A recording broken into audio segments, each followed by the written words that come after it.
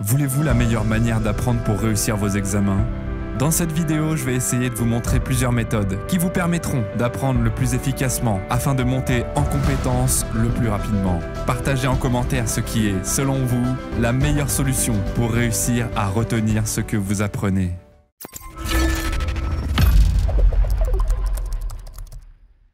La première chose, c'est de trouver un endroit tranquille qui vous sera réservé, uniquement pour réviser ou apprendre.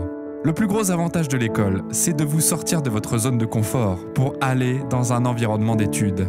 Et ça, votre cerveau en a bien conscience, c'est-à-dire qu'il se mettra en mode focus pour être le plus concentré possible. Par exemple, une chose à ne pas faire, c'est d'apprendre dans votre chambre, parce que votre cerveau associera immédiatement cet environnement au repos. Changer d'environnement pour apprendre est un hack très puissant, qui vous permettra de rentrer dans une concentration très profonde afin de retenir au mieux toutes ces nouvelles connaissances. C'est pourquoi il est important de créer votre propre environnement de travail qui sera réservé uniquement à votre apprentissage.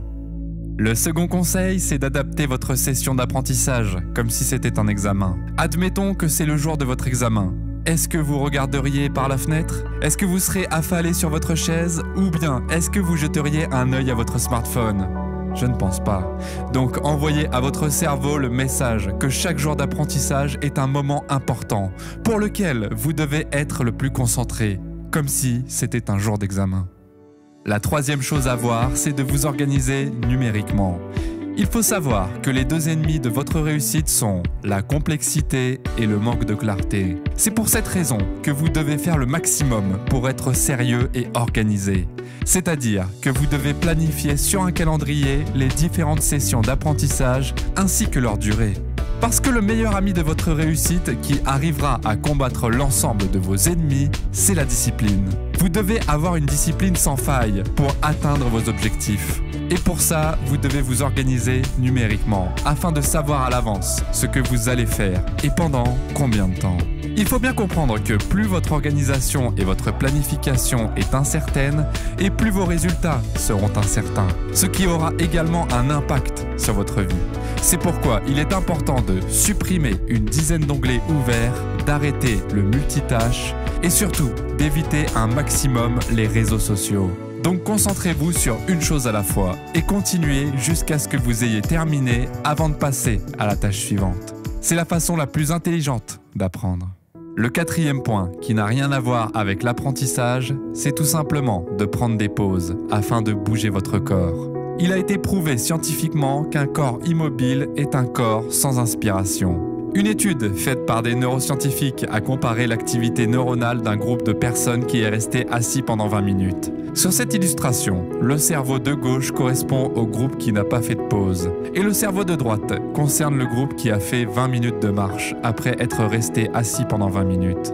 On voit clairement qu'il y a plus d'activité créative sur les voies neuronales du cerveau de droite que sur celui de gauche. C'est pourquoi il est important de vous oxygéner le cerveau chaque jour en faisant 30 minutes de marche à l'extérieur. À partir d'aujourd'hui, planifiez-vous une routine matinale de 6000 pas à atteindre afin de prendre un peu d'air, mais aussi un peu de soleil.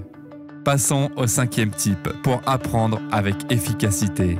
On ne va pas se le cacher, parfois ce que vous apprenez peut être assez ennuyeux. C'est-à-dire que vous éprouvez des difficultés à obtenir des réponses afin de comprendre les différents concepts d'un sujet.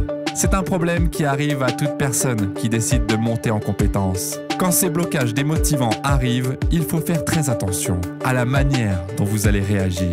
C'est-à-dire qu'il est important d'être curieux, mais surtout de ne pas porter de jugement. Vous devez savoir que les meilleurs étudiants ne sont pas ceux qui en savent le plus. Les meilleurs étudiants sont les plus curieux, car ils vont se poser les bonnes questions. Pourquoi me suis-je trompé? De quoi ai-je besoin pour comprendre? Comment je peux le mettre en pratique? Donc si vous êtes bloqué pendant vos sessions d'apprentissage, posez-vous les bonnes questions et cherchez plutôt des solutions engageantes pour votre cerveau.